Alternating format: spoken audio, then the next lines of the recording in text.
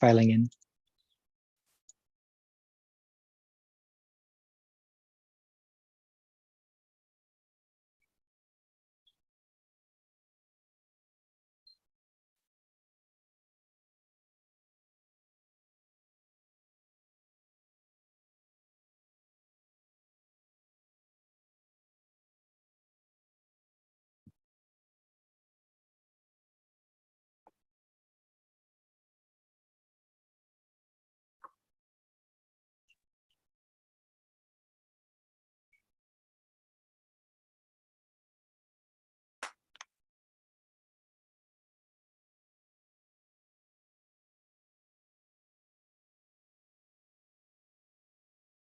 Okay. Aloha. My name is Roger Jelinek. I'm Executive Director of the Hawaii Book and Music Festival. And it's my great pleasure to welcome attendees and Joseph Hahn and Rajiv Mohabir to this, what's going to be a really interesting dialogue.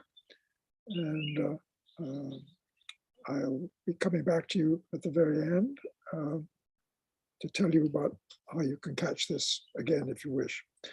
So aloha, without further ado, I'm going to turn this over to Rajiv. Mahalo. Thank you so much, Roger. Hi, everyone. My name is Rajiv Mahabir. I'm a poet, translator, and memoirist. I live in the Boston area, but right now I am in Alewa Heights, where the clouds are starting to touch the Emerald Mountain up here. It is my great honor to be here with you all today. And I can't just tell you what a joy it is for me to introduce to you today and to be in conversation with one of my favorite writers and people. I met Joseph Hahn when he was an MA student and I was a PhD student at UH. We would meet in my office and discuss what moved us to write. We would take frequent trips to eat ramen and Korean food. We discussed also who we were and who we wanted to be. I am proud to be Joseph's friend, and I always have been. And now I'm even more moved and so incredibly excited that Joseph Hahn is exploding all over the United States. I've seen Nuclear Family by Joseph Hahn in bookstores in Boston, in New York City, in Salt Lake City, in Seattle, and now in Honolulu. I am also very excited that everyone is able to see who exactly Joseph Hahn is as a writer and how his lyric prose moves not only my literary mind, but also my poetry heart.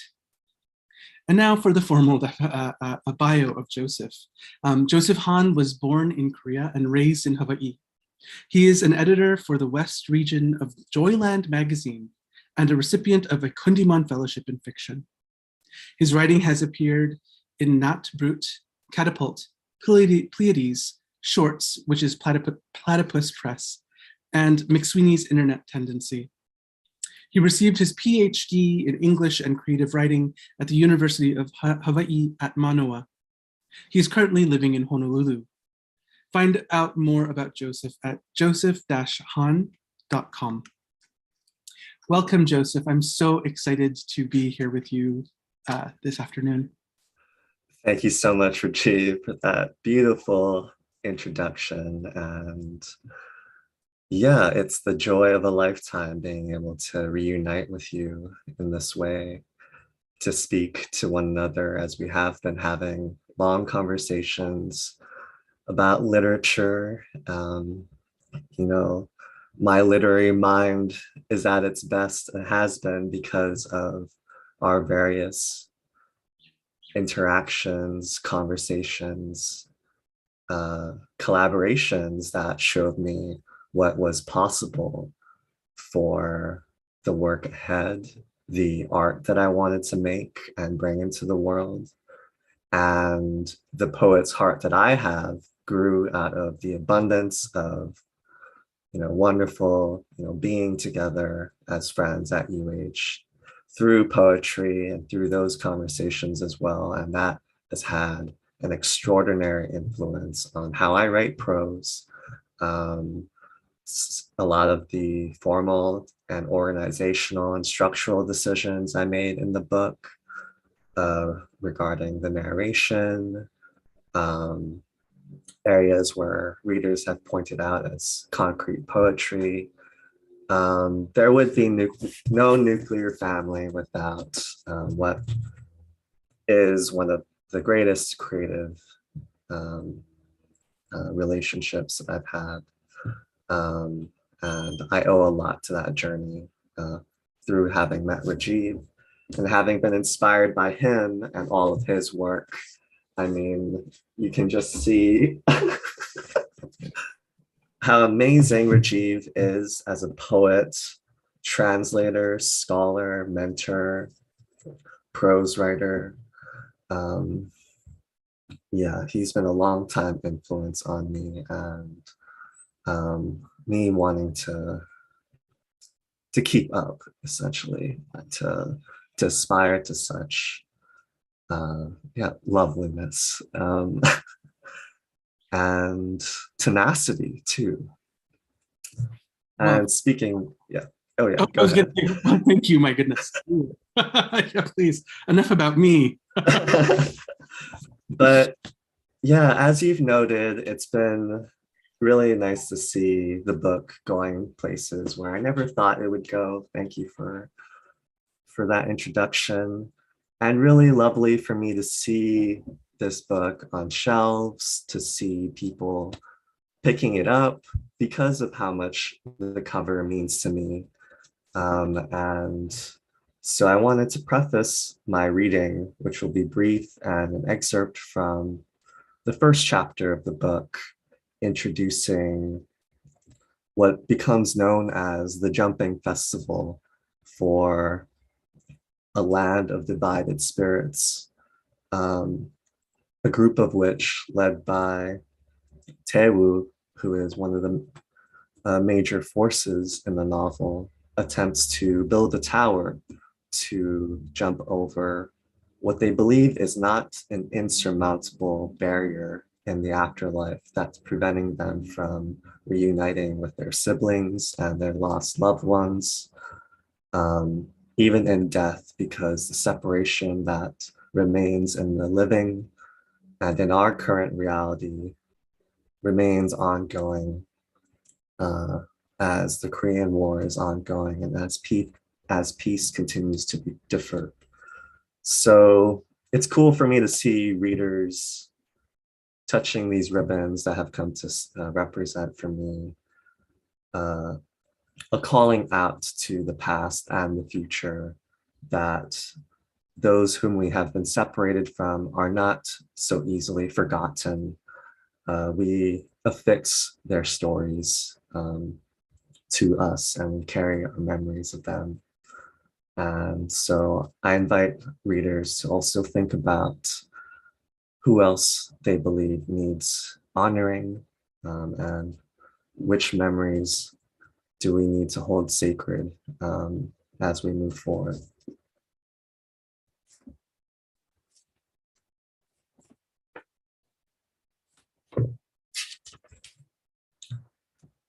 Most of the dead ceased being dead when they waned, forgotten down to the bone by the living and themselves.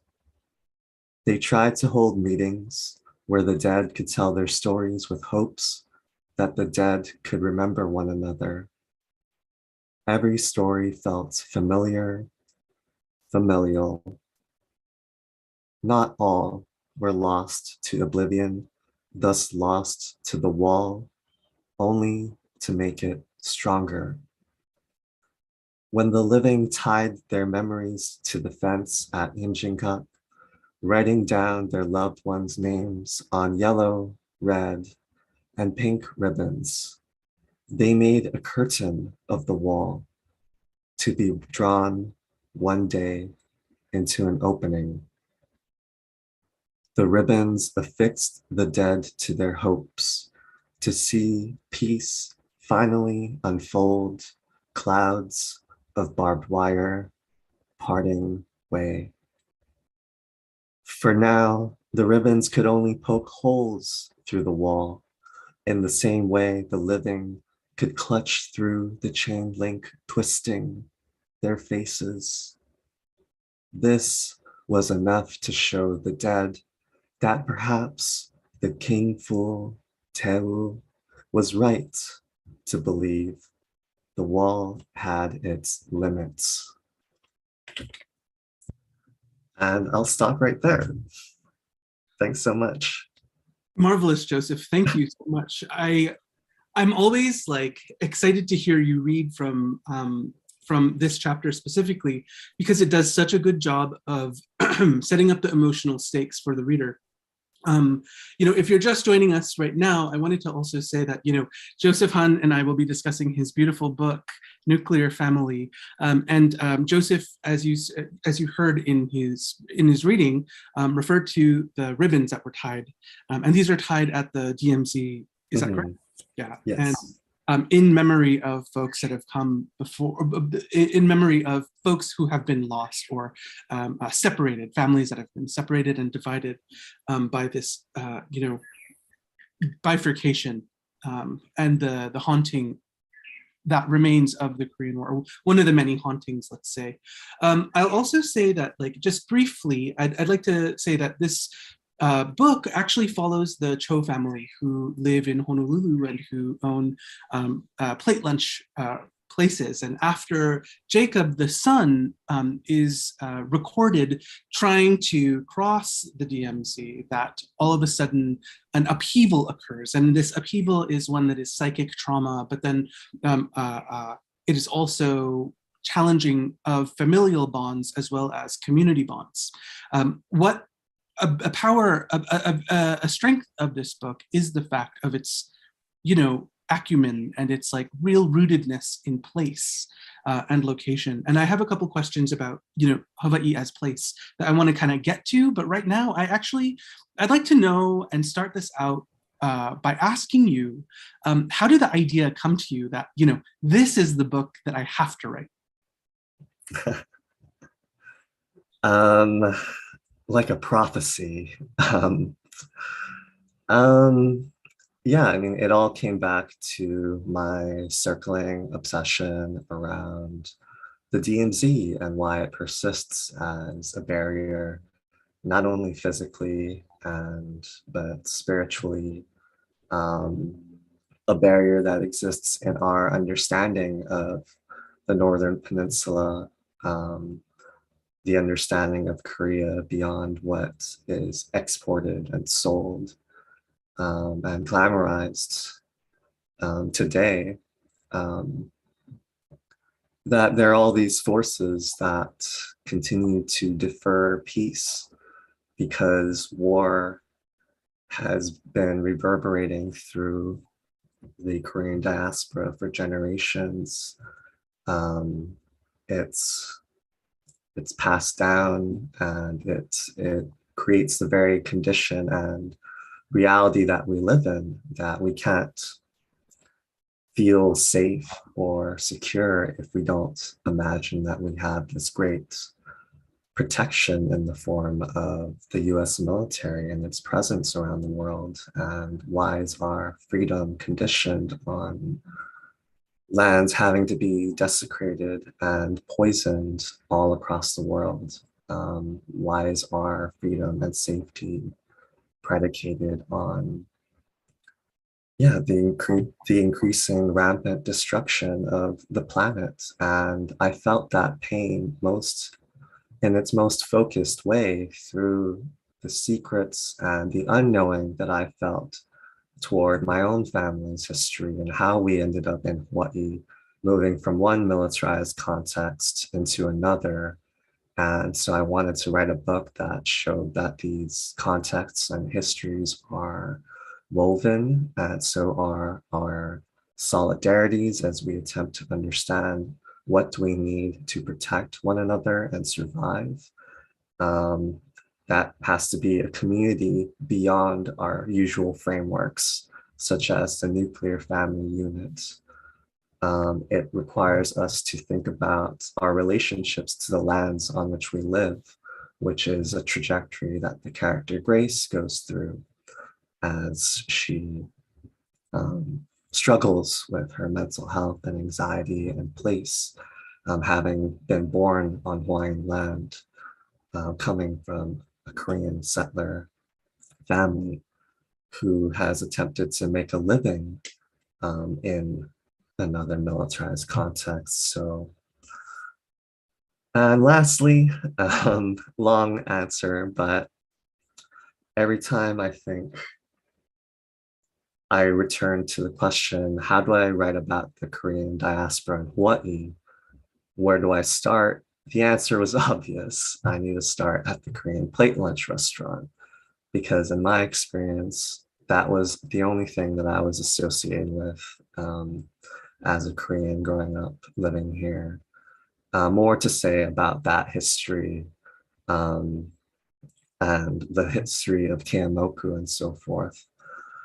But every time I thought back to the Korean community where my family has gone through and lived through the church or their working class jobs that are particular to Korean communities, I carried all of that and tried to put it all in one place in the shape of a novel, which I've been talking about as more like a plate lunch restaurant in the way it offers you many different styles of point of view, different shifts,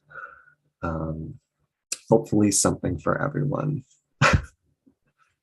Oh my God, Joseph, you just said you think of the novel like structure in terms of like plate lunch. I just want to kind of like give you applause for that, because that is like such a marvelous way to take form that we see in our lived lives and to have our art respond to that. And you definitely do that in terms of following all of the different perspectives, the different griefs that the characters endure. You also mentioned something about the social issues that you included to fold in. But before I get to that, because I mean, what I really like about your answer is I think of it as like, it shows the many facets of what happens here in this story. I was wondering if we could talk a little bit about the Korean community in Hawaii and Oahu, and specifically in Honolulu, and what kinds of representation did you see as a writer, a young writer, maybe an old writer, or older, I suppose. And if there are some moments in this book that like really strike me. There's some suspicion of Korean folks that you write about here, and particularly when a brick is thrown through the restaurant's window, as well as Auntie Reyes's interaction with Grace, who goes to Ala Moana and as she's stoned, and Auntie Reyes asks Grace, oh, is your family from North or South Korea? And Grace like has this reaction. I've grown up here. She's known me my whole life. Her daughter is my friend. Well, frenemy. And I was wondering if you could talk about this particular kind of aspect, this particular aspect of diaspora or haunting, let's say, here. Yeah, thank you for that question. Yeah, as far as my understanding of the representation of Koreans in Hawaii came through my understanding of the way language moves around and about Koreans living here. Like colloquial terms like being in deep kimchi, being in like a funky, nasty, unfortunate situation. The tropes of Korean aunties being angry, or even the temper that Korean people have because they're very passionate and they can't contain their emotions. Korean people are loud and dramatic and everything and obnoxious. And a lot of those sentiments are carryovers from the legacy of colonialism, Japanese colonialism in particular, and the long history and tension that has come because of the still deferred sense of wholeness and sovereignty that the Korean people are allowed to define for themselves as one rather than divided. And I don't think those contexts are so in the forefront of people's minds around Korean people living here, and also connecting that to the militarization of Hawaii, to increasingly toxic outcomes to our health and in the poisoning of our water, that, you know, those connections have long endured, and are carryovers of the South Korean communities around military bases confronting direct violence through servicemen deployed there, the violence that this patriarchal industry begets, even to the recruitment of men of age right out of high school to be conscripted through the South Korean army to do their due diligence to protect their country. And we inherit all of these stories about North Korea as the specter of violence, and that our anxiety about our own demise should be predicated on or at the expense of our very lives and of the lands on which we're living. Kind of going back to what I said about how safe must we feel in the face of such fear, that is largely a story created about Korea, that it must remain divided, that there is no other option but to escalate violence and tension and to spend money, really, when it comes down to it. That I think the US military is one of the largest also narrative industries, and how much story they hold in our memory.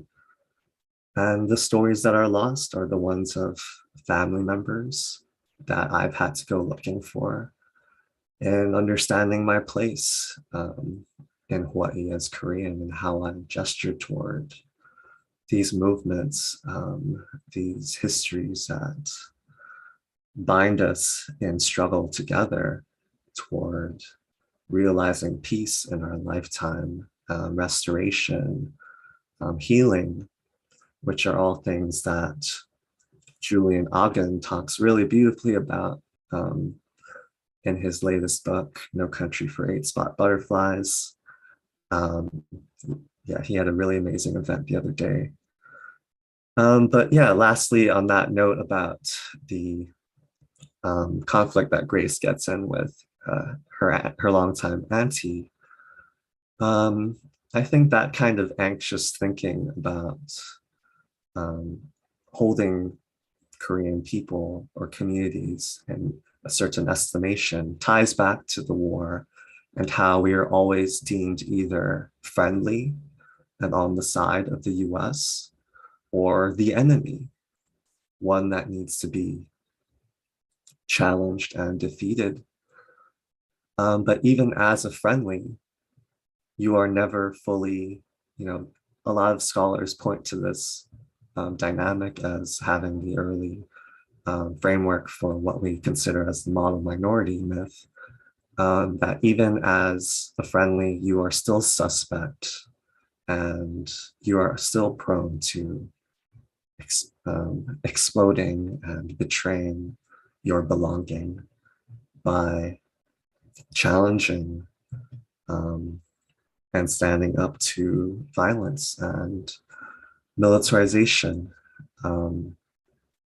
which is a repeated ask of the North Korean government that, if we can all de-escalate, we ask that you tone down your serious training to practice literally invading North Korea.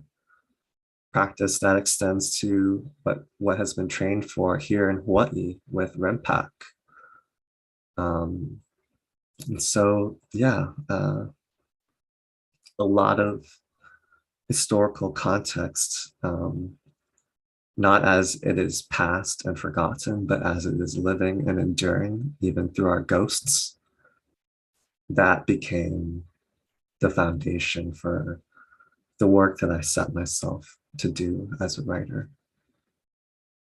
Wow, thank you, Joseph. I'm picking up several threads here, and I really love the idea of thinking about post-colonial resonances or colonial resonances or resonances from culture to culture, especially as we live and try to live in militarized places.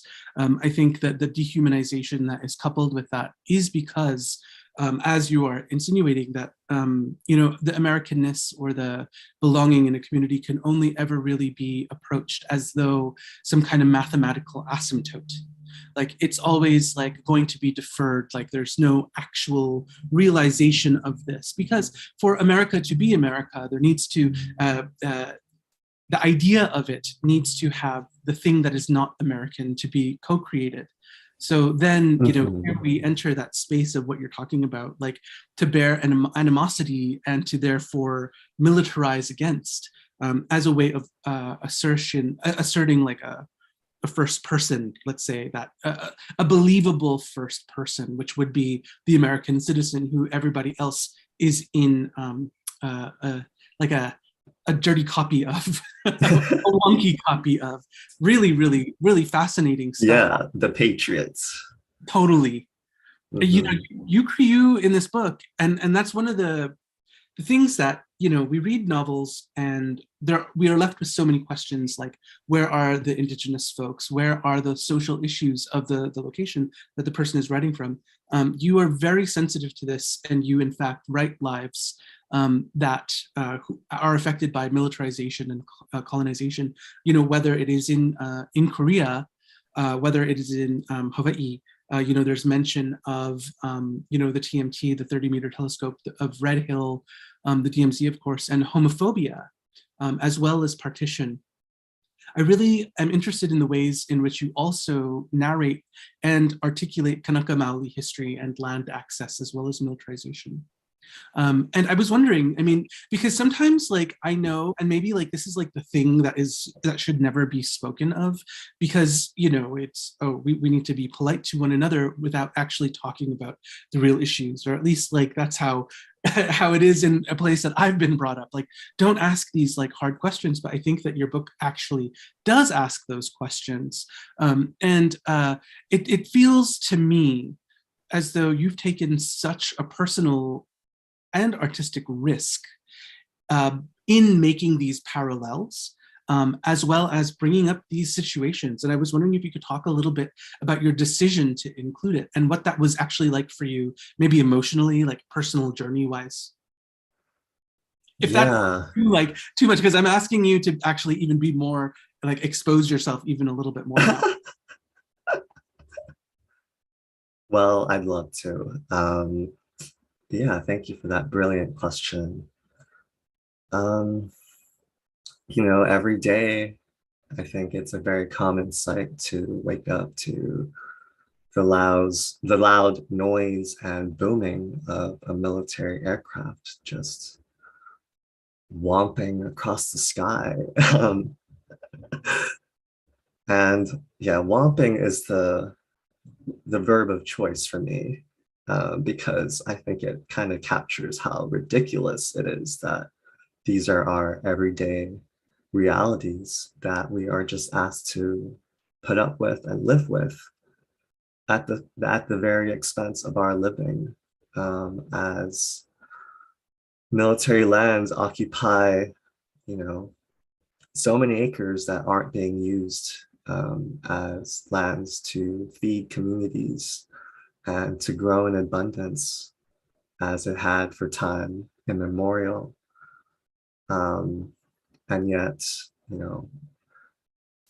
up to 50% of local families are struggling to pay the bills and to make a living. And the military continues to exist. And it definitely makes its living through being a death industry, and our deaths are so much a part of that industry as we are living so in such proximity to military occupation. And it really, my coming into being my coming into being a writer was so much grounded upon thinking deeply about how militarized our realities are and how militarized Korea is. And, the occupation, the military occupation and its violences are threatening to enter and destroy our bodies, with, regarding Red Hill and the leaking tanks. And yet they continue to fly their aircrafts, and they fly their ospreys, which are known to malfunction and have caused noise pollution to schools and communities in Okinawa and have endangered the lives of children there. It's just, it's so extensive. And so I thought, I don't feel like I'm calling out or talking about something that might be aggravating to think about, but it is very aggravating to really sit with the fact that where we're living in Hawaii is one of the most militarized places in the world. And for the country where my family's from, Korea, it has one of the most militarized borders in the world. And those two go hand in hand. And so my stories and the movement between Hawaii and Korea, I felt like had to walk that narrative and to reflect on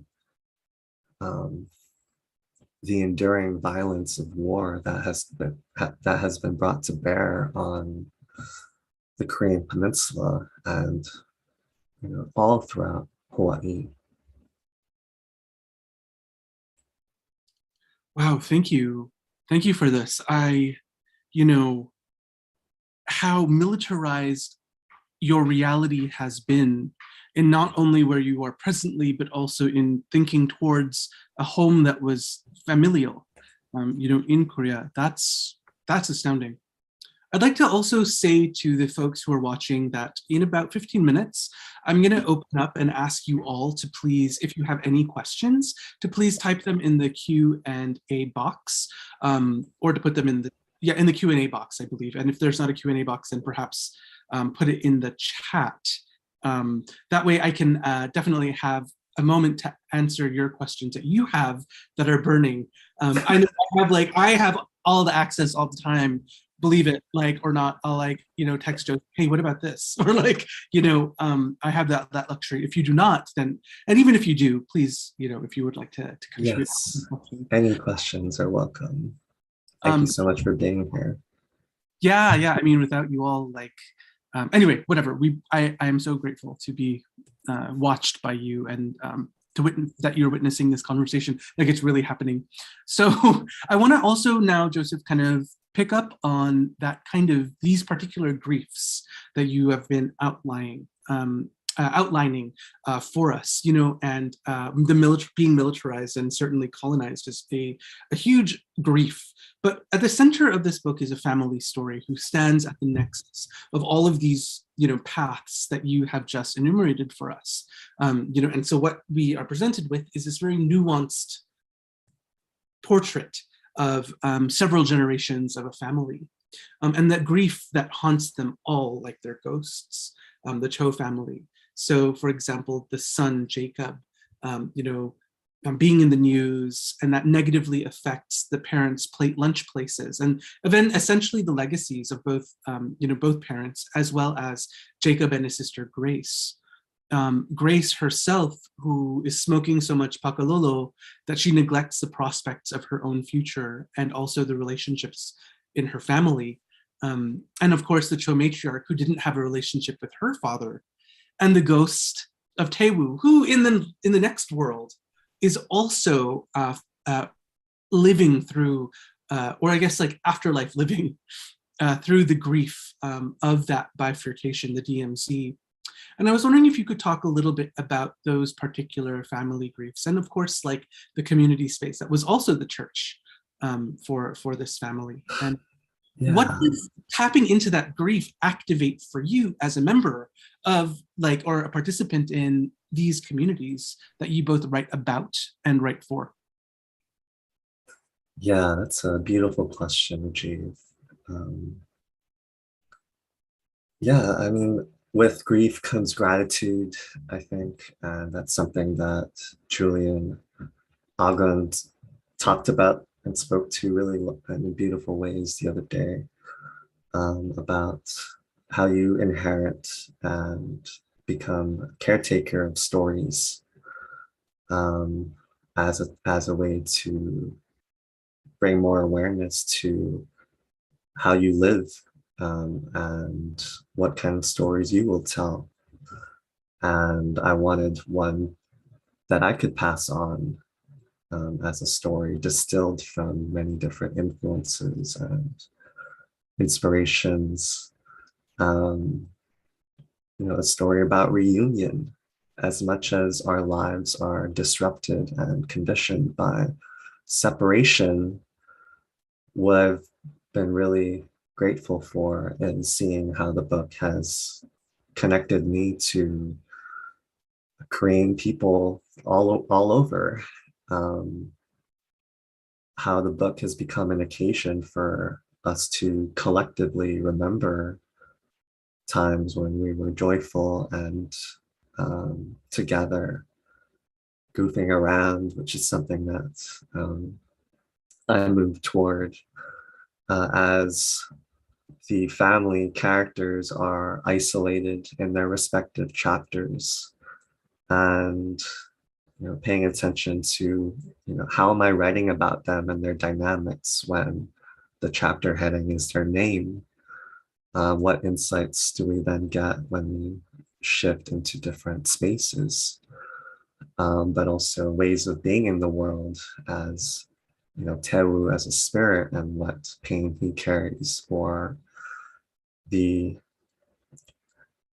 narration as a kind of, I always conceptualized as a spirit longing to weave throughout and unite these families, to acknowledge the barriers that have come to exist between them, and barriers that have existed because of war and with distance, barriers between one's own self of love, and acceptance, with grace, and Jacob's struggling with language.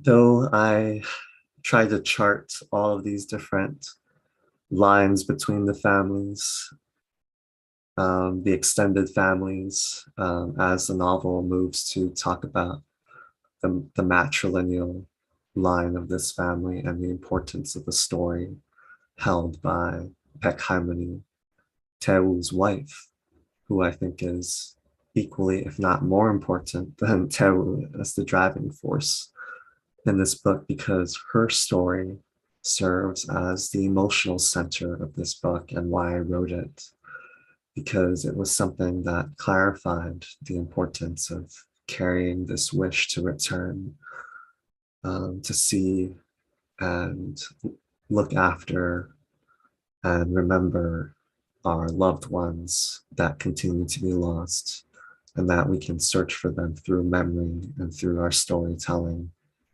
And so that became this book.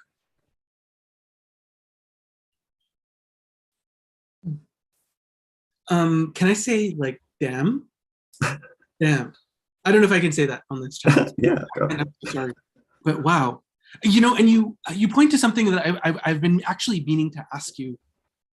You mentioned Jacob's kind of reticence at speaking Korean, and his like feeling a little alien from the language itself, and from the language, what dovetails with that is kind of like cultural belonging and possibly cultural understanding. And I wonder if you could talk about, and this is something that I've been thinking through a lot also, in my personal life, in my writing, is like the grief of losing a language, a family language, or not having that language be your first language. And if you could, what does that make you think of? You can.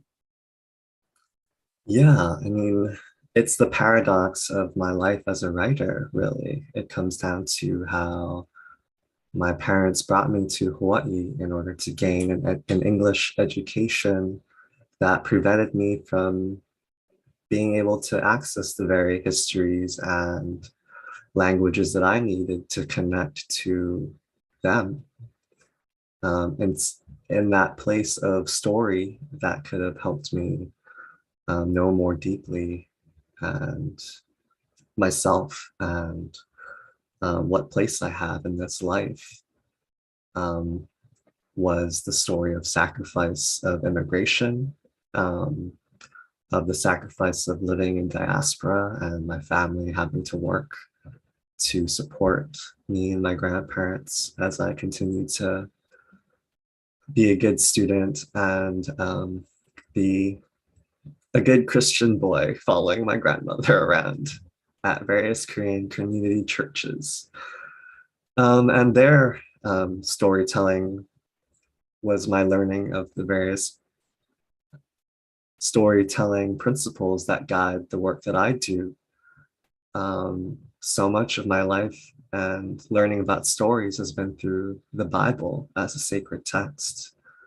And I thought of each chapter as a kind of book in this Bible about this family in a way, that their stories and their lives too, especially of the elders, the grandparent figures that recede into the background and people forget,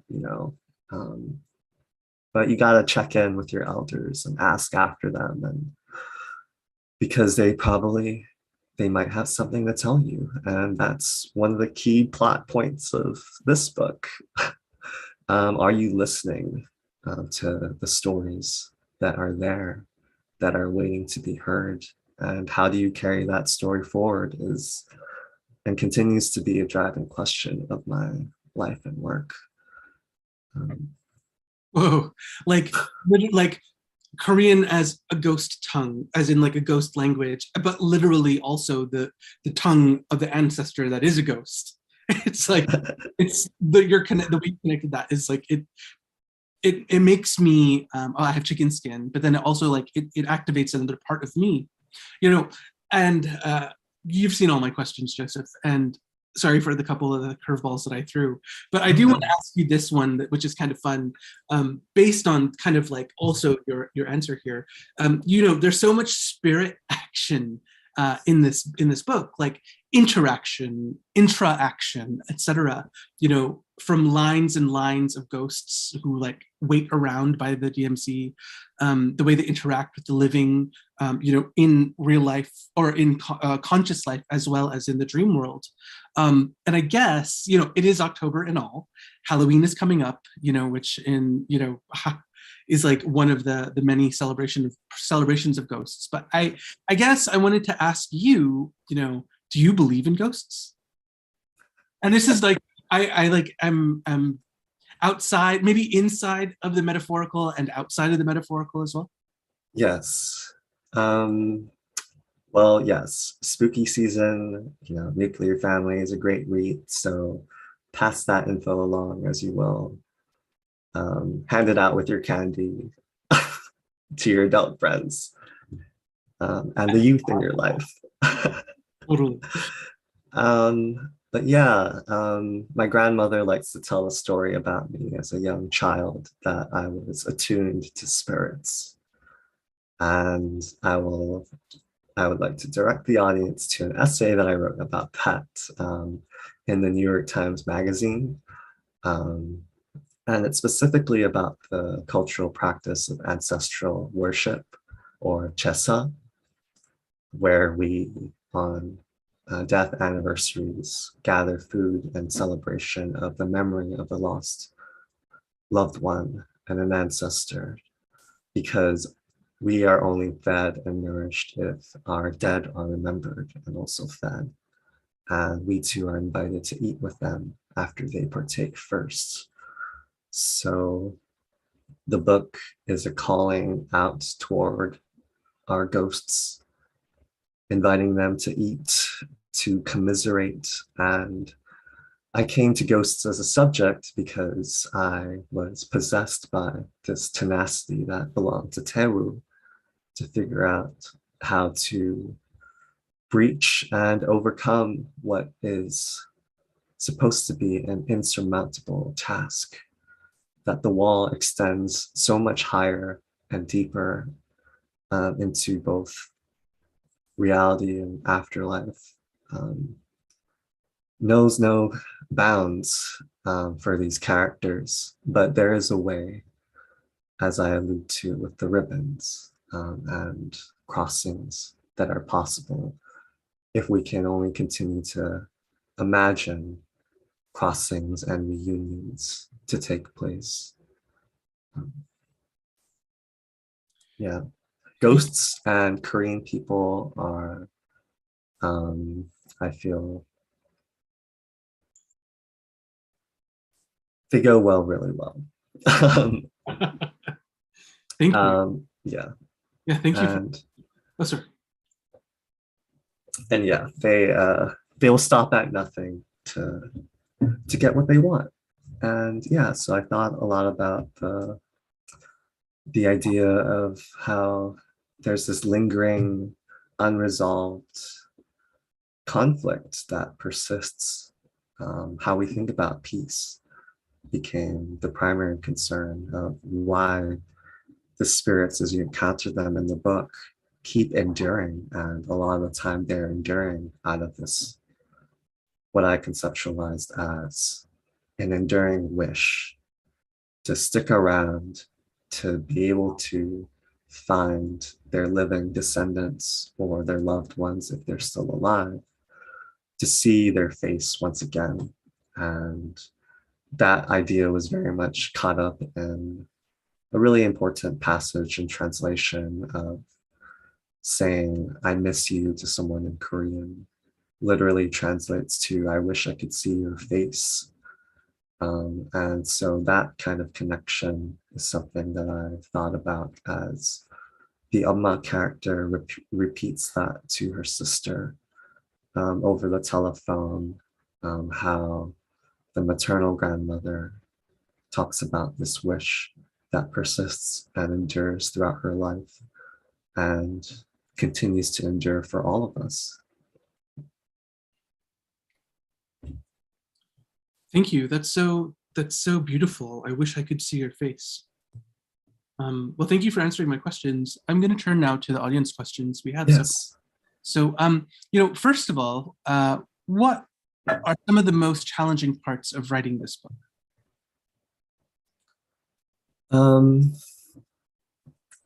I'd say copy editing is a really challenging task because you need laser focus, precision as you're thinking about and being really intentional about the language and how a reader is moving through and carrying that language, and having to read your work over and over so many times, carrying different manifestations of yourself, the tired you, the, need to get this on deadline you, but also the fearful, the reluctant. In writing the book and its process, it very much felt like I was on an analogous journey to conquer these forces of silencing, forgetting that I came up against as a barrier in my writing on the days that I couldn't process and write about the DMZ or move the story through the wall, because it felt like such a ginormous task, and that's reflected in the way I write about the mythology of the jumping festival, it's a task that will involve all of us, as Teru tries to galvanize his community of ghosts, even though we think this might be foolish to go up against such a force as militarization or going up against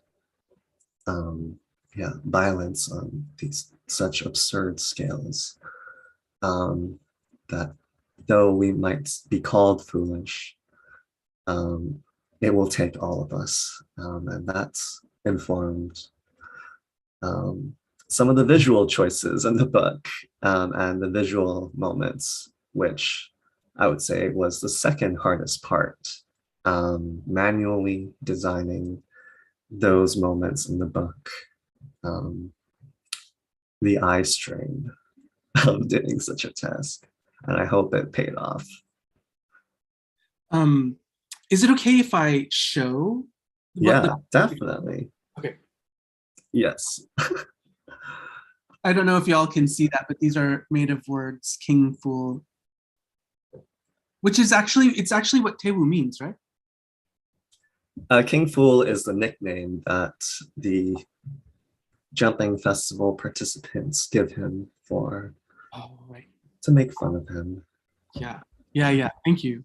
Okay, so I'm going to go in order here, even though this question is like a perfect ending question. It doesn't have to be the end because there are more questions that are rolling in. We're so hot right now, Joseph. Joseph, sorry if I missed this. What's next? What are you working on? Truly loved Nuclear Family and just recommended it to a bunch of people who are discerning readers. Thank you. Wow, thank you so much. I really appreciate the word of mouth and the spreading of the love. Yeah, that's awesome. Right now I'm working on a short story collection. Short stories are a love of mine, and some of my favorite books are story collections. I encourage everyone to read more story collections. And yeah, they extend upon the scale and scope of what I'm doing in Nuclear Family, taking a broader look at the Korean community, looking at taxi drivers and waitresses, and a visit back to the church. So I see it as a project extending the work of the writing this fictional world and thinking about militarized reality and how that informs my craft and how I talk about these subjects in different ways. And I do return to some characters in Nuclear Family with stories about their pasts when they were younger, returning to Jacob and Grace. So yeah, I appreciate the looking out for the future work because that gives me a lot of energy and excitement toward wanting to bring it out and to share it with you all. So thank you. If you search Joseph, you'll be able to read some of the short stories, I think, right? And I'm also having looked at several of these too, which is really exciting. Y'all are in for such a treat when that comes out as well. The next question comes from, it's also anonymous. It says, how do your characters relate to the ideological context of the Cold War? Ooh, great question. Very focused. I kind of touched upon this with the lineage of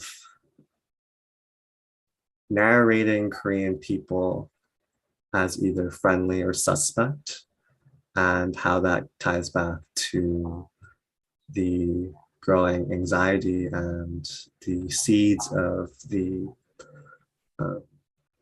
antagonizing that continues to happen in national discourses around North Korea that connects to how the US, in being an occupying force of Korean land after the Japanese colonial period, turned the Korean people against themselves, weaponized the Korean people to carry over the same structures and principles of colonization, to turn against the people to quell uprisings and student movements after the installment of military dictators over the course of decades.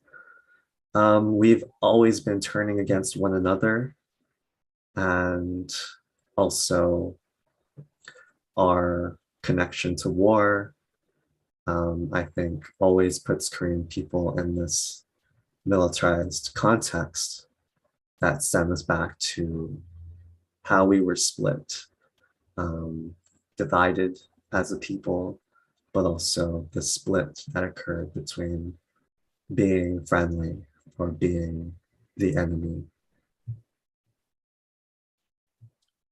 Wonderful.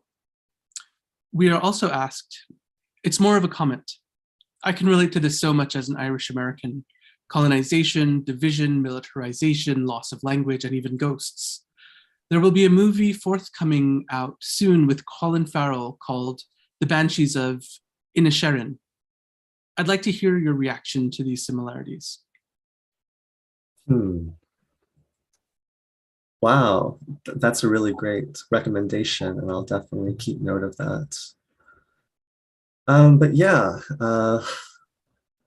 it's specifically an intergenerational and interlocking story of how we articulate solidarity towards the past and the people whom we claim as family and ancestors, and our relationship to land, how we reunite and reestablish that connection as it extends to our relationship to our people, and upon the lands where any of us live, and in telling a story about barriers, these struggles for reunion, these barriers that continue to be erected and maintained everywhere,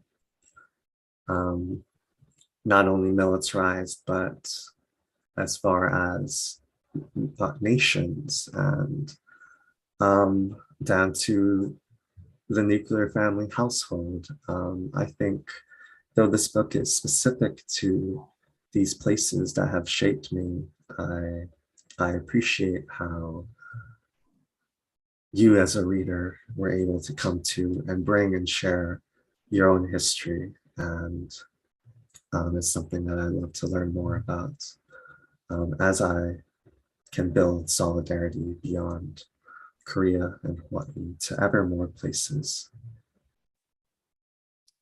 Thank you. Yeah, especially with the bifurcation of Ireland. Interesting question. We have the last question here, and it says, thank you for this discussion. I wondered if you could talk about some of your literary influences and the writers that informed Nuclear Family. Can see some great books on your shelves and might be in conversation with.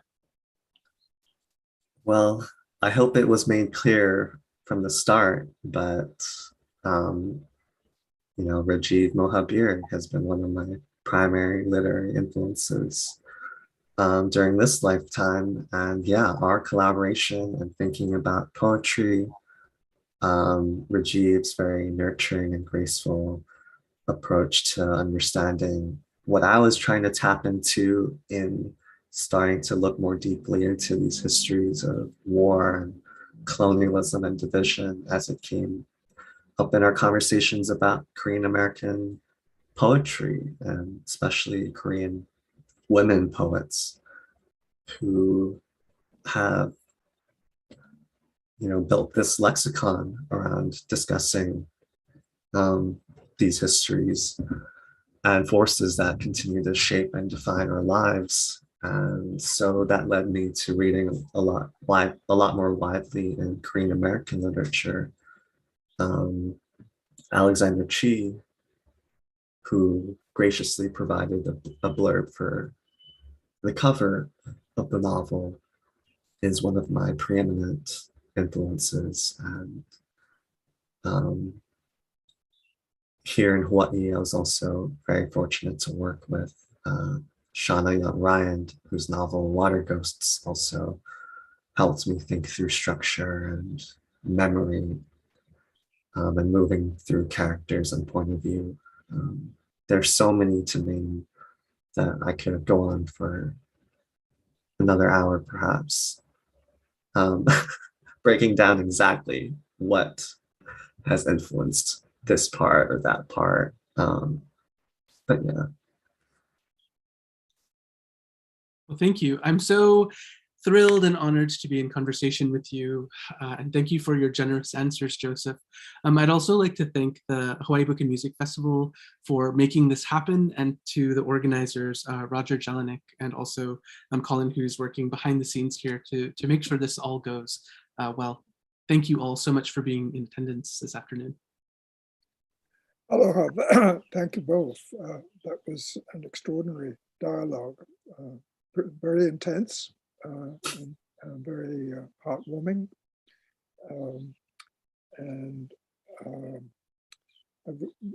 We really had a sense of what it was like to write this novel and the motivation behind it. And extremely frank and a lot to think about. So I'd like to thank you both for, we gathered the fruits of a long literary relationship today, and I'm very grateful for it.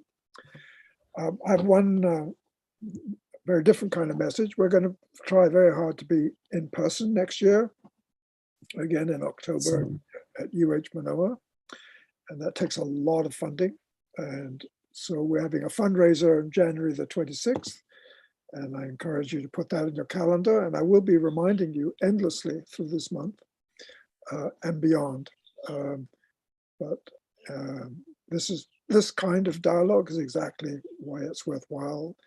One of the things that happens in person is that people who have no intention of coming to this particular event see a lot of people crowd in a tent and wonder what it's about, and they get attracted into it, and they never leave.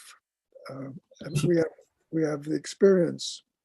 We do surveys on the ground surveys of attendees, and it's very common that to read that they came to support one particular performer or one particular author and maybe stay an hour, and they end up staying 4 or 6 hours and even coming back the next day. You can't do that with Zoom. So we really look forward to being in person. Again, thank you very much. Aloha. Awesome. Thank you so much, Roger. Thank you, Rajiv, and thank you everyone for coming. One final note, this is recorded and you will be able to see it again if you wish on the Better Tomorrow Speaker Series YouTube channel, and eventually after some light editing on our website. It'll be up there for at least a year. Aloha. Thank you.